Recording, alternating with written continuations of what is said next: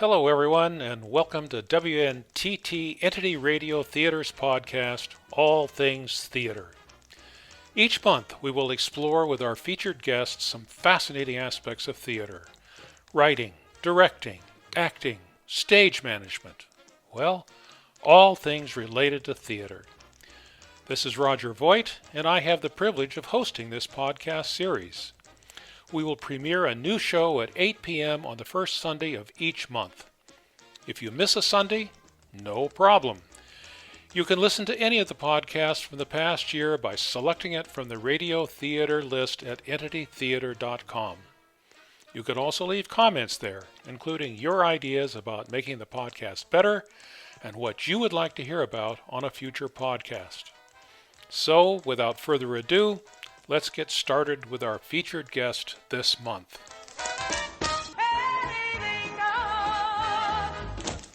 Jim Nellis has combined his experience with Microsoft and Apple with a commitment to community service.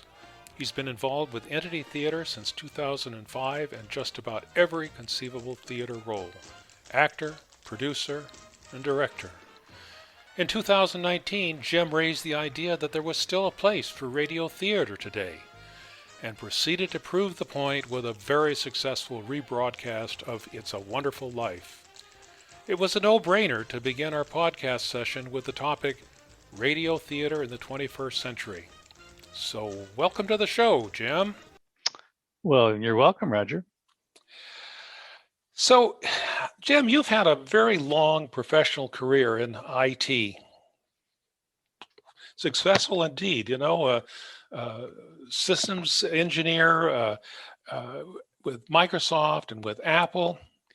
And now here you are with EntityTheatre, working as an actor, producer, director, and might I say, just the all-go-around-to guy.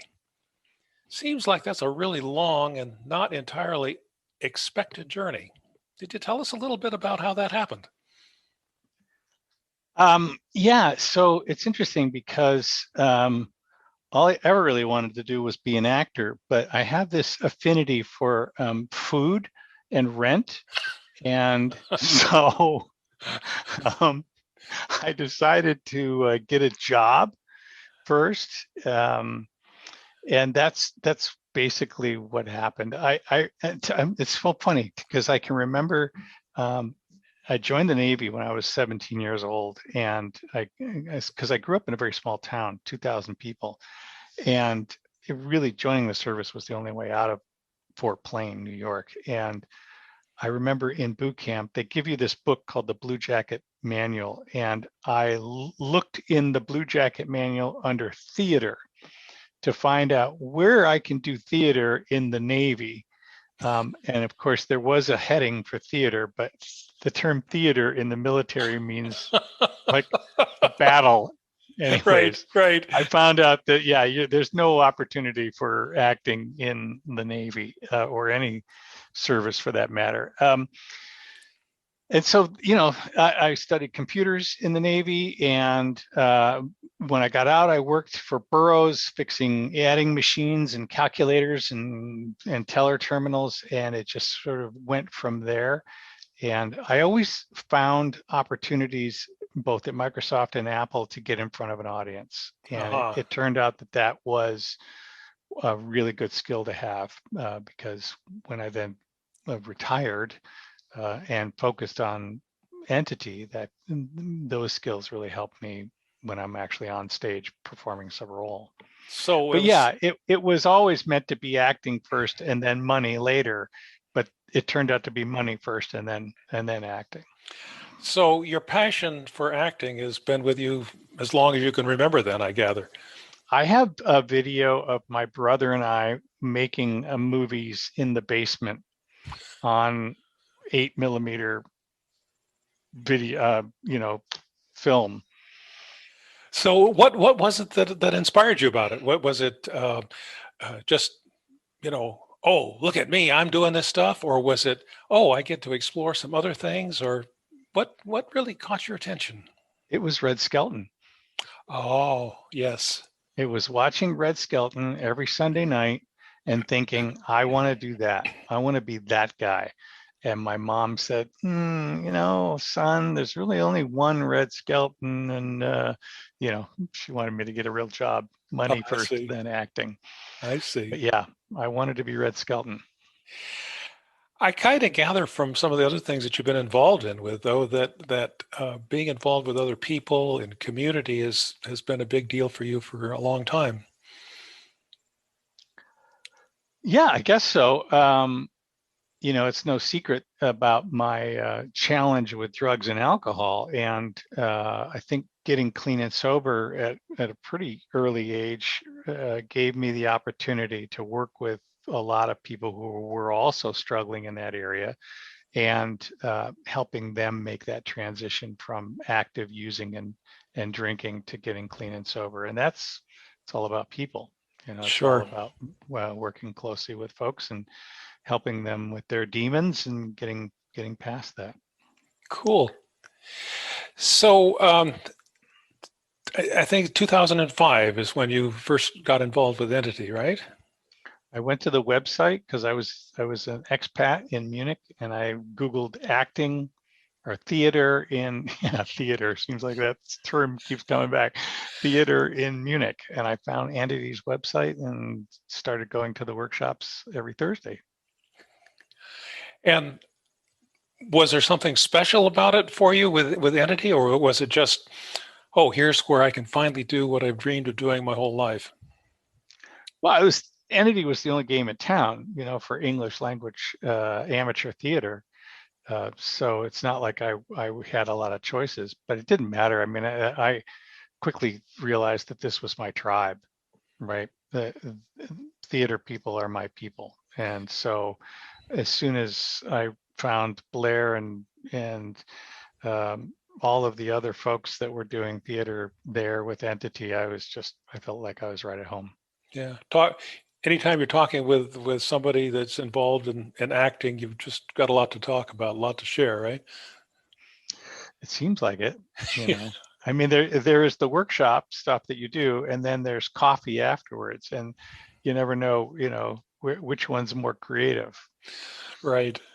So was it all just wonderful from the beginning straight through, or did you have some bumpy places that you had to get over? The thing is, you learn things as you go, and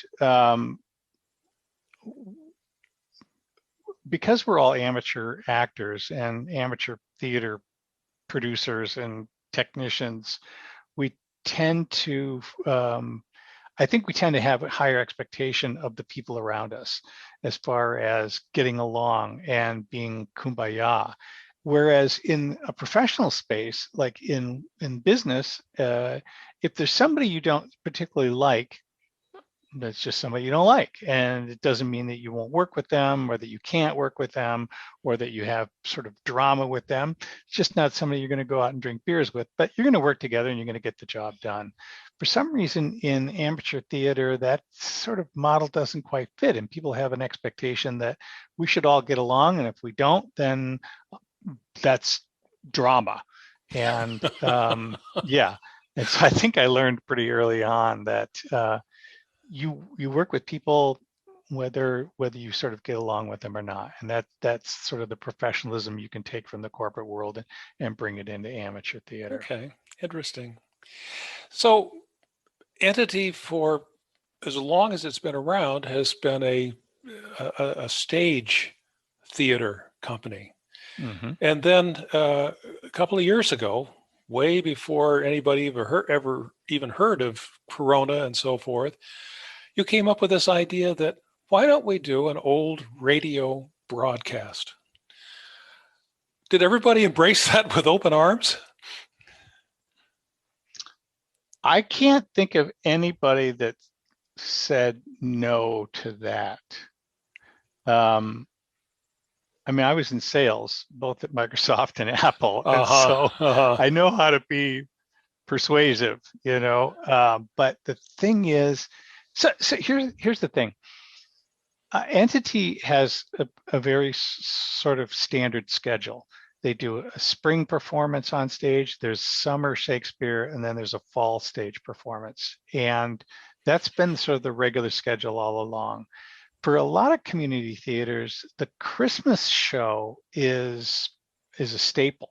And in fact, a lot of arts organizations, especially like ballet, they lose money all year long and they make it up in their Christmas shows. So a Christmas Carol, especially in America, a lot of community theaters will all do a Christmas Carol because every year everyone comes to see a Christmas Carol. Not because they don't know the story, but because it's part of tradition. It's what you do around Christmas. Or you go see Nutcracker, not because you're going to learn anything watching Nutcracker, but it's just part of what you do at Christmas. Right. And that was part of the pitch that I had for It's a Wonderful Life. You're an American, I'm American, and when you know that growing up watching It's a Wonderful Life, that was what you do at Christmas, right? You watch that movie. Not that you haven't seen it 1,000 times, nor would you watch it in June. You're going to watch it at Christmas time because that's a Christmas staple. And so that was sort of part of the pitch. My brother had sent me the script because he's involved in community theater back in Virginia. And I was sitting around after we had just finished something. I don't remember what it was. And I was bored and I didn't have anything to do. And I'm sitting in my office at home and I'm looking at these scripts and I pulled it out and I said, we should do this. And by that, I meant we should do it right now. We should get a conference room somewhere, put some microphones in it, get a bunch of people around it, and we'll just do it, streamed over to the internet. Just do it right now. Let's do it. Ideas are so simple when you start, aren't they? Well, fortunately, somebody at Entity said, you might want to think about this. Why don't you plan on maybe doing it next year? And it was a good thing because it turns out the script I had, we couldn't get the rights for, and I had never dealt with that. And so I didn't even think that that's step number one. Make sure you can get the rights before you start running down the road doing anything with it. Right. It must have been tenor then. It must have been. Well, if there were any doubts expressed or caution in the beginning, the result was certainly, shall we say, more than gratifying. I think you ended up having to do more performances than you had scheduled because of the demand. I was so surprised. And honestly, Roger, I was scared to death because this was my first opportunity at directing. And that's kind of one of the reasons why I like the idea of doing a radio play, because there's no set, there's no, blocking, you don't have to get the actors to learn their lines. And so for me as a first-time director, it was a really nice sort of step up into directing without all the other stuff. And yeah, we planned on doing one performance and we ended up doing 3. We had people coming to the preview, to the dress rehearsal because they couldn't get tickets for the other shows. So, and everyone was sold out, wasn't it? All sold out. Yeah, you're never going to get complaints when you have a production that's sold out. Should have charged more. There you go. There you go. Well, interesting that you said this was your first opportunity for directing. Maybe opportunity is not the right word, but let's stay with that one. It's a different task, isn't it, for radio than it is for stage? I mean, you have people, that have done seminars and workshops on acting, and they keep telling you over and over again, don't be in such a rush. You communicate with the audience not just through your voice, but through your body language and so forth. And all of a sudden, in radio theater, you have no visual component. How did you deal with that? Do we have to start all over? No, because most radio plays are. I'll give you an example. So we're working on this show now called The Dark. And in it, one of the vignettes that we're doing is called The Shadow People. And there is a line in it where Dr. Asavius, played by Susan Voigt, says, the room is in darkness now. Well, that's a radio line. You would never have a line like that in a stand-up performance. Why? Because you would just darken the stage and the audience would see that the room is in darkness now. But as a radio play, you have to tell the audience the room is in darkness now. And so a lot of radio play scripts are written in a way that it gives the audience listening at home the visual cues that they need, that they would otherwise get if it was just a stand-up theater performance. So that's one. I mean, the script itself is written for radio, so that's one. The other thing is that on a stage, as a stage actor, you have to learn how to project your voice to that back row, and it's a very sort of rough instrument to be able to do that. In that you lose some of the fidelity of your voice hitting that back row. Whereas in radio, because your audience is now just maybe a few centimeters away from you, wherever that microphone is, now you have a broader range of vocal qualities, such that you can whisper, you can sigh, you can, do some amazing things with just giggles. And we heard that a lot on 34th Street, that I mean, John Yates was Kris Kringle, and he was the perfect Kris Kringle. And there's one point at which he's being accused of doing something, and he has this just tiny little giggle that gets talked over. But this is one of my favorite little parts of that thing, because you could never do that on a stage. Nobody would hear it except maybe, the people backstage. So yeah, that's, if there's one thing you have to do differently, is when you take a stage actor and you put him in front of a microphone, to tell him, don't project, right? 'Cause the guy in the audio booth is going to lose his teeth. Well, but there's some other things too that stage actors have to accommodate to, in terms of, how do I express anger, or how do I express fear, or how do I express uncertainty, which, I mean, what I've learned as a stage actor is that that's through your body language and so forth. So you have stage actors now that are feeling like they're handicapped. How do you help them to bridge that gap? Well, actually, what you'll see, and this is a perfect for voiceover actors, and watch any video on Robin Williams doing voiceover for Aladdin, and you will see this guy is bouncing all over the place. And I mean, there is no sort of standing still in this guy, and it is true for radio folks as well. Most of them, yes, you're right, they'll start out sort of rigid and tight, but then once they get comfortable with it, they're bouncing all over. As soon as you got to keep close to the microphone. But we saw that in 34th Street, even with Sylvia, who's at 11 years old, probably got more talent than any of us will ever have. But the movement she had when she's really expressing herself, it comes through.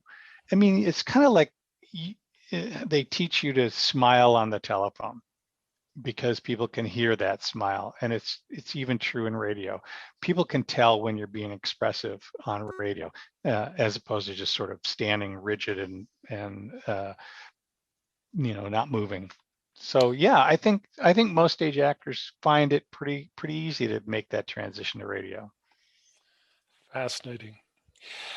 So you spent quite a bit of time with Entity as a producer, as actor, and so forth, and then you decided to take a shot at being a director, as you'd mentioned before.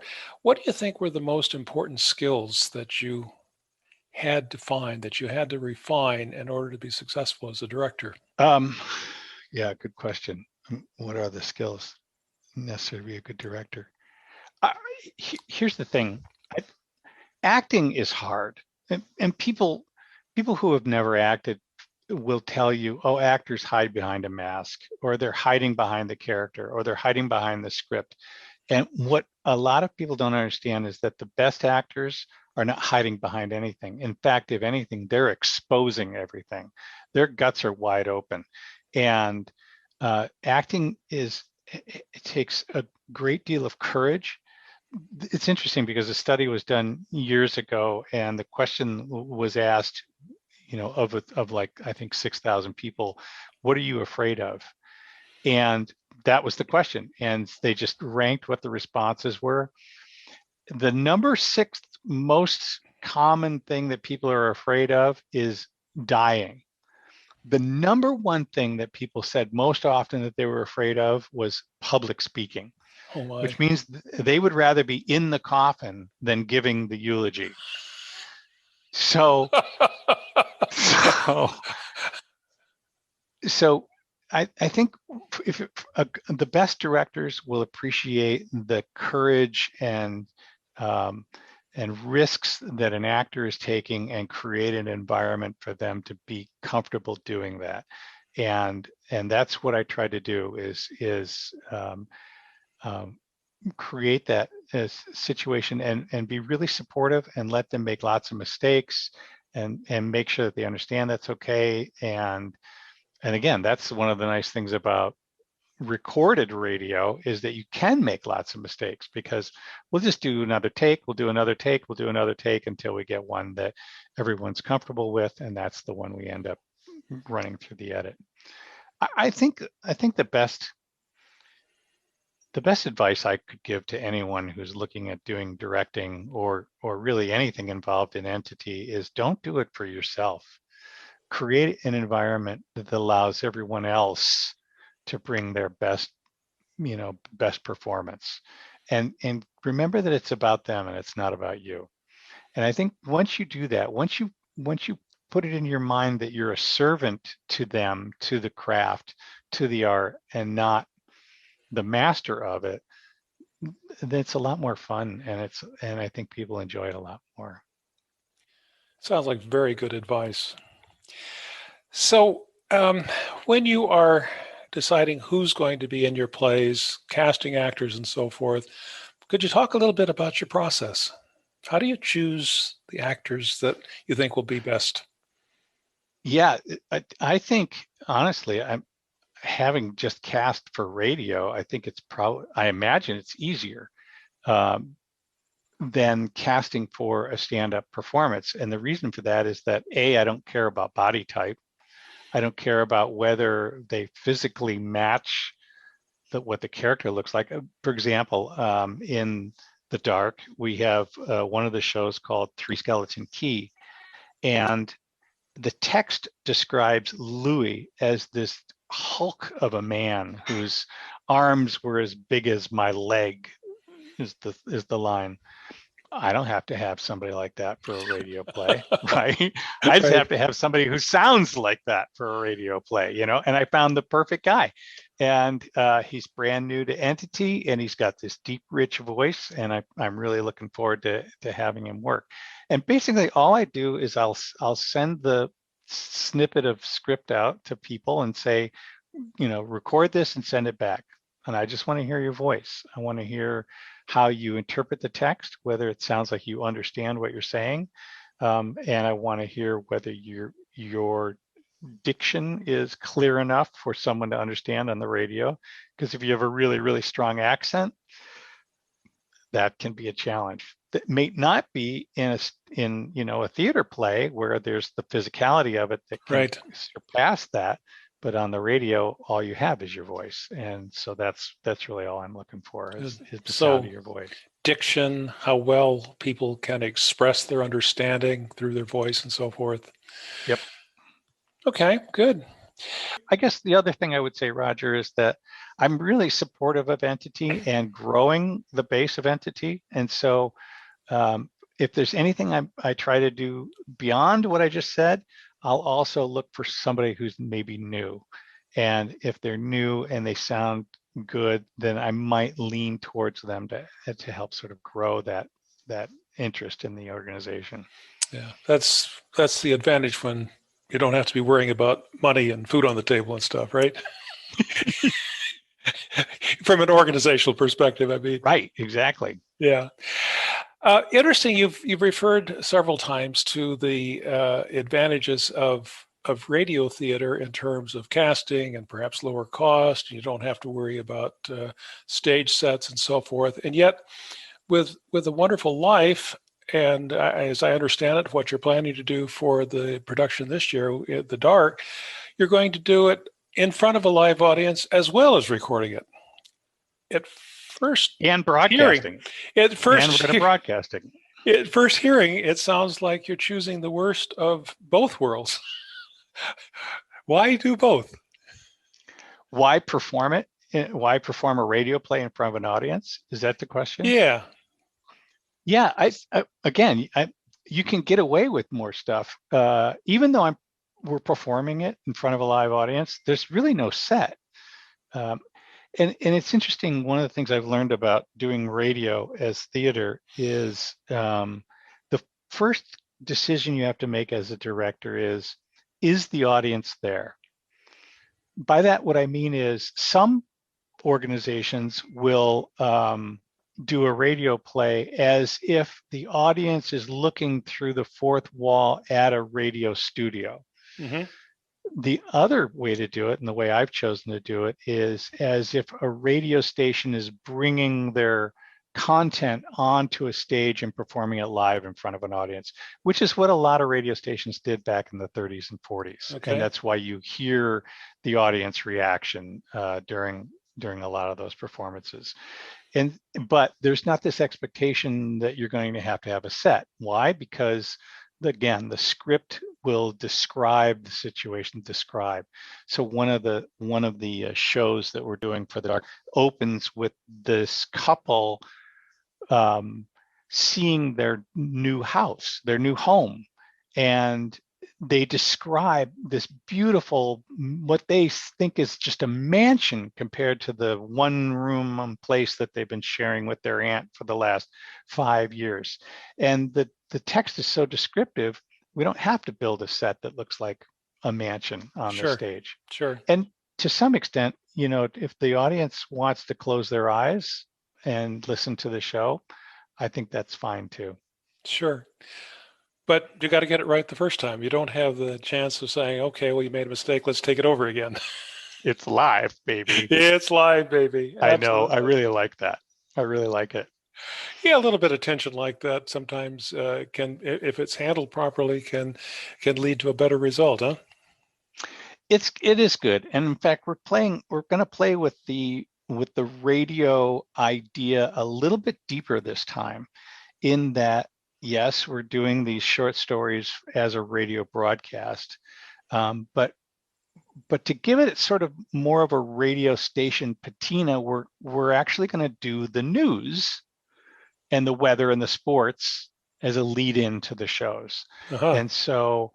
And also the program director. So for Wonderful Life, I was the program director. And if you saw the show, I sat right in the front row and I cued the actors, and it turned out that sort of became part of it. For The Dark, we actually are going to have an actor play the program director and put them right on stage. Uh-huh. So that they are essentially part of the show, but they'll also be directing the show, in that they'll be pointing to the MC when to start, because all of this stuff is timed, and when the music starts and when the MC starts and all that stuff, the actors are looking to the program director to know when their cue is, and so they don't have to worry about any of that stuff. The program director's going to do that. Cool. So, and then we'll have a couple of folks on stage doing the news, and we'll open it up with that. Then once that's done, then the MC will kick off, and we'll do each of the little vignette stories that are hopefully scary enough that, people run screaming from the theater. Oh, well, that's an interesting criteria for success, I must say. That's actually not our criteria for success. We want to see how many people will pee their pants. That's the criteria for success. Very good. We know we were successful if the front of house people have to bring changes of clothes. Right. There you go. One other thing I'm really curious about, when you did It's a Wonderful Life, of course, that was pre-pandemic and people could be together, and you did this wonderful job of coming up ways of creating sound effects live. And then Miracle on 34th Street, obviously, that was not possible, and so you ended up having to rely entirely on pre-recorded sound effects. Maybe you could say a little bit about the advantages and disadvantages of both and what you're planning to do for the dark. So yeah, so for 34th Street, or no, for It's a Wonderful Life, I'm glad we did live sound effects. I believe that they really added to the authenticity of doing a 1940s radio show, and that's how we played it. We had people dressed in 40s costumes. We had 40s appropriate music, and we did live sound effects because that's how they did in the 40s, and it was a lot of fun. And we had just a blast getting our sound effects artists, Katrin and Christine, to come up with ways to simulate walking through the snow, for example. How do you do that? Well, you get a box of cornstarch and you squeeze it, and that's you're walking through the snow.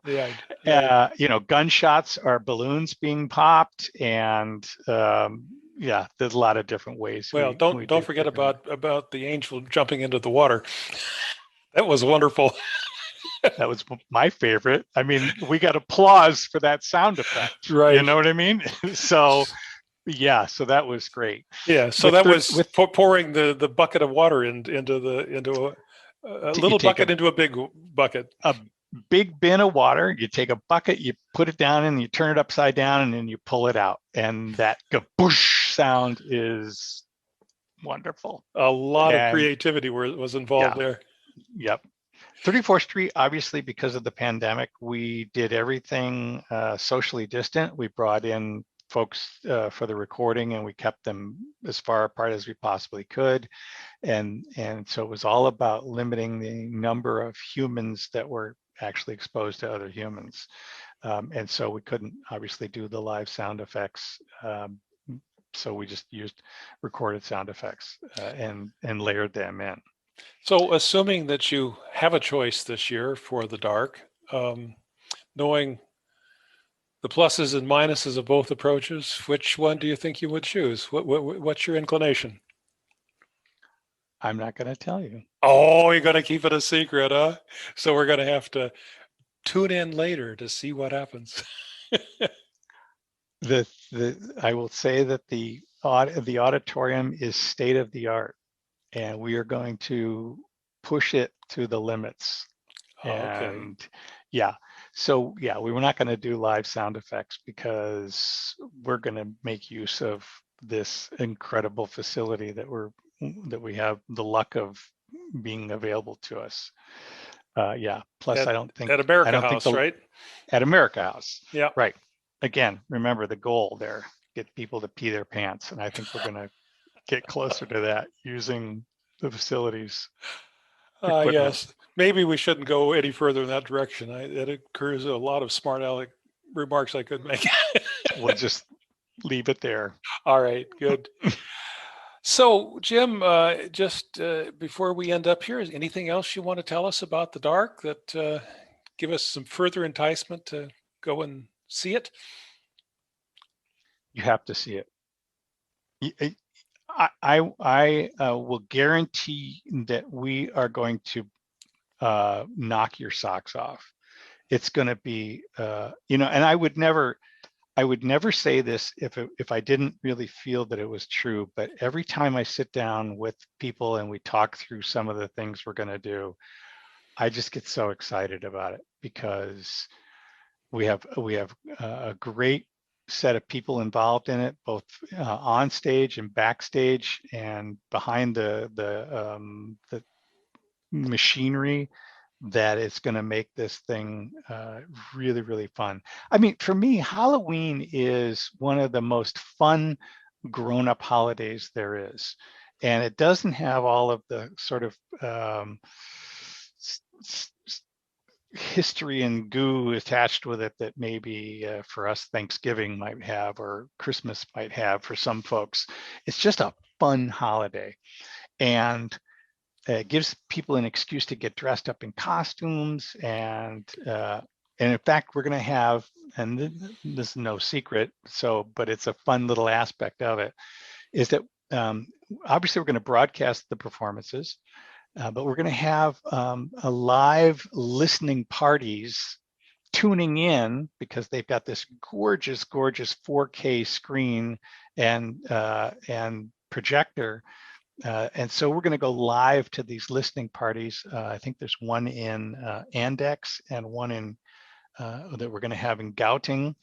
And these guys are going to get all dressed up in costumes, and we're going to sort of go back and forth with them to get their reactions. And so it's going to be, audience reactions live, audience reactions over the internet, and obviously the folks listening at home for the broadcast. So yeah, we're going to try to do some really multimedia stuff. That sounds really, really exciting.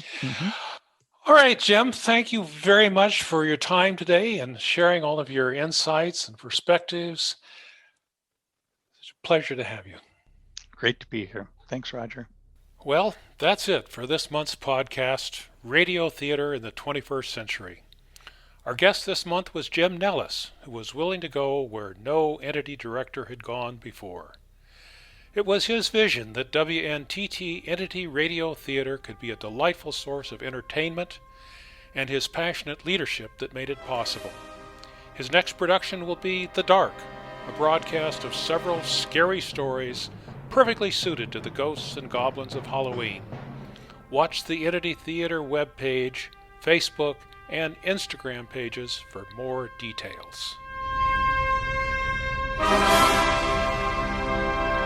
This has been a production of WNTT Entity Radio Theater. Remember to tune in again on the first Sunday of next month at 8 p.m. for our next podcast of All Things Theater. Tell all your friends about this great program, and let them know that they can listen to past podcasts at any time.